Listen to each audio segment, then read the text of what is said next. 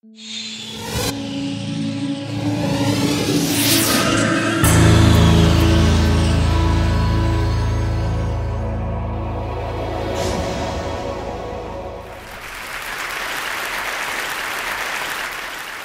grew up interacting with the physical objects around us, and there are an enormous number of them that we every day use. Unlike our most computing devices, these objects are much more fun to use with. When you talk about objects, one another thing automatically comes attached to that thing, and that is gestures, how we manipulate these objects, how we use this object in everyday life.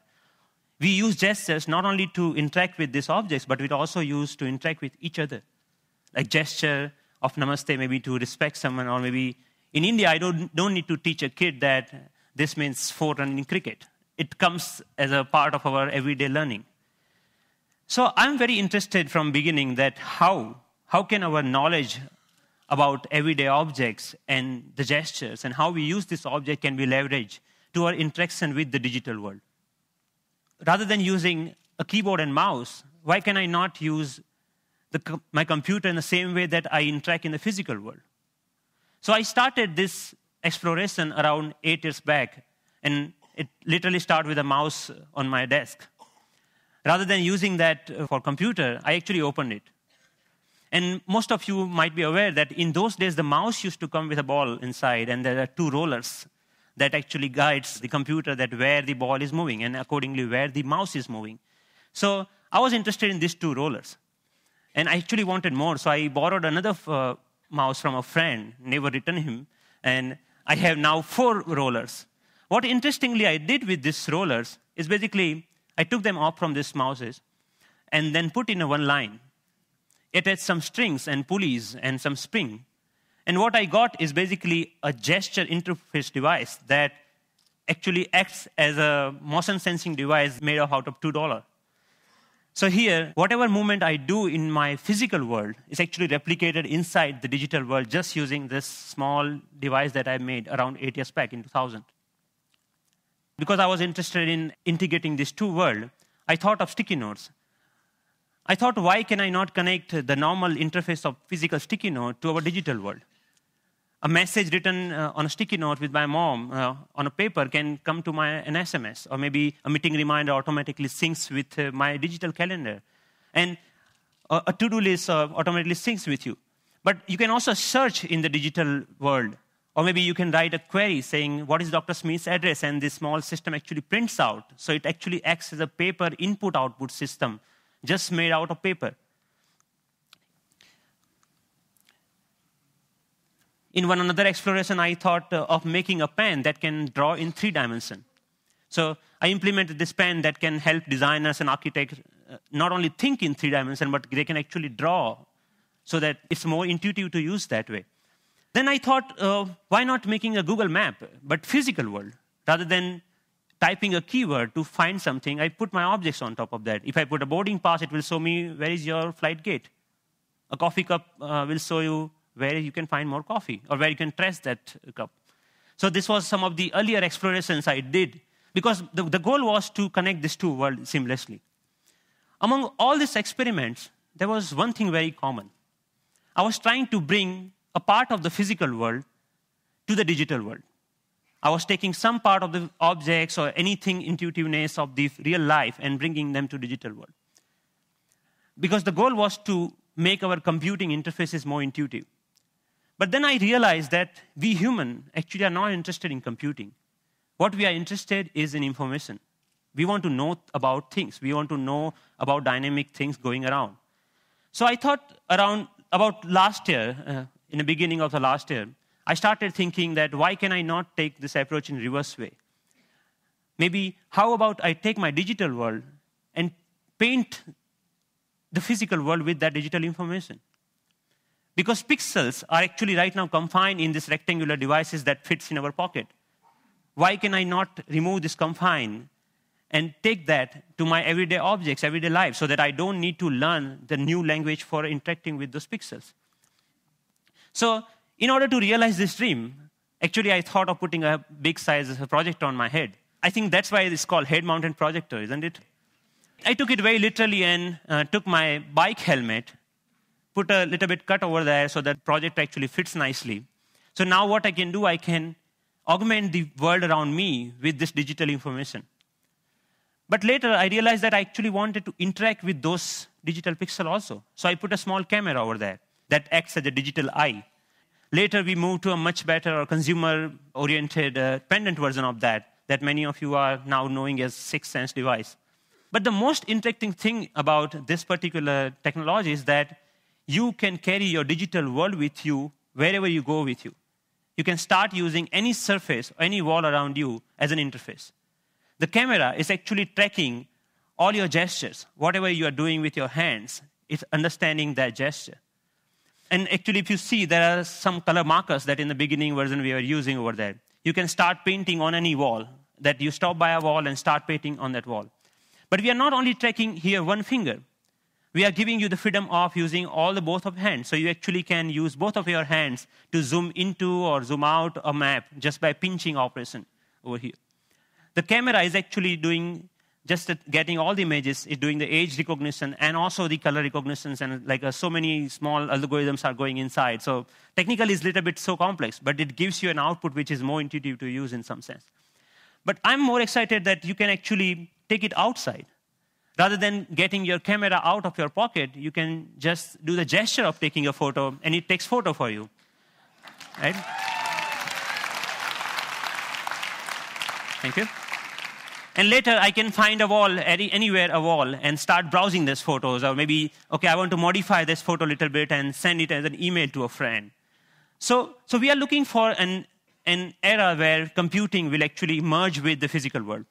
And of course, if you don't have any surface, you can start using your palm for simple operation. I'm dialing a phone number just using my hand. Yep. The camera is actually not only understanding your hand movements, but interestingly, is also able to understand what objects you are holding in your hand.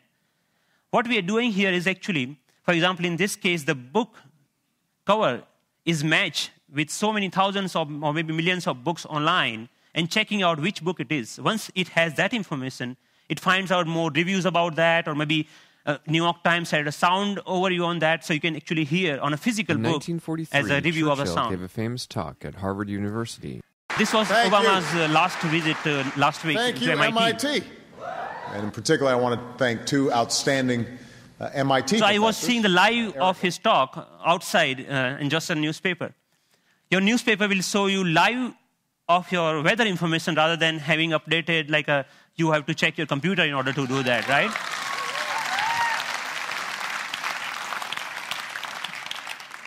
When I'm going back, I can just use my boarding pass and to check, my flight has been how much delayed. Because at that particular time, I'm not feeling of opening my iPhone and checking out a particular icon.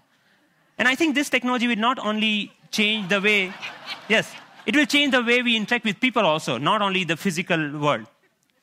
The fun part is I'm going to Boston Metro and playing Pong game inside the train on the ground, right? And I think the imagination is the only limit of what you can think of when this kind of technology merging with the real life.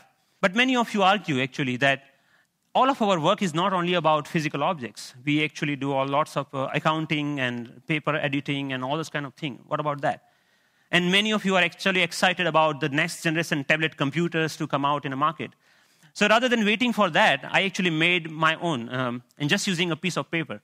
So what here I did is remove the camera. All the cameras, webcam, have a microphone inside that camera.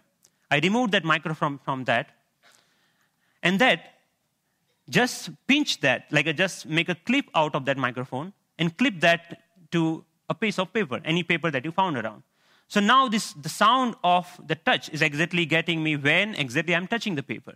But the camera is actually tracking where my fingers are moving. You can, of course, watch movies. Good afternoon. My name is Russell, and I am a wilderness explorer in Tribe 54. And you can, of course, play games.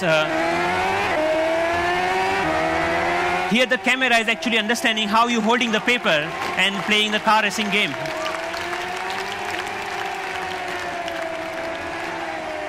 Many of you already must have thought, okay, you can browse. Yeah, of course you can browse to any website. So you can do all sort of computing on a piece of paper wherever you need it.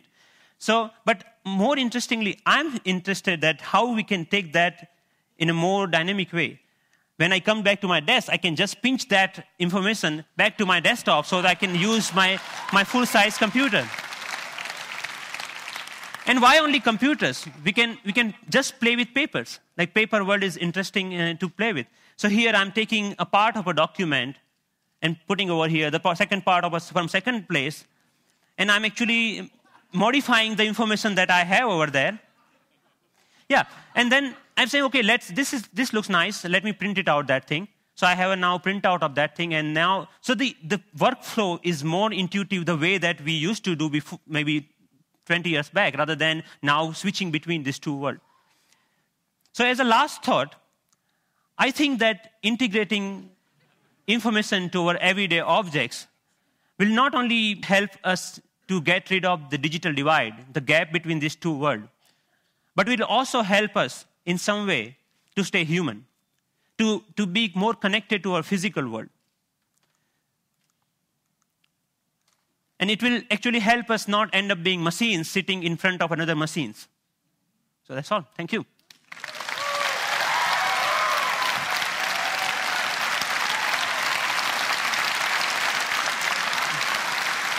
Thank you. Thank you. Thank you. Thank you. Thank you. So Pranav, first of all, I mean, you're a genius. This is incredible, really. Thanks a lot. What are you doing with this? Is there a company being planned, or is this research forever, or what? So there are lots of companies, actually sponsored companies of Media Lab, interested in taking this ahead in one or other way.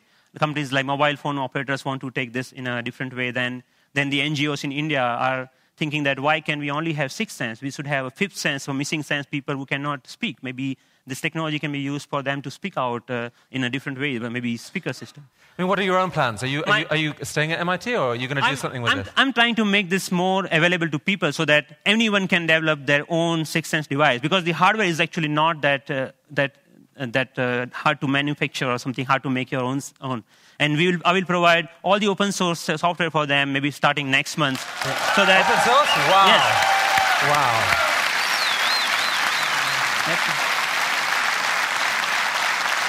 Are you going to come back to India with some of this at some point? Yes, of course.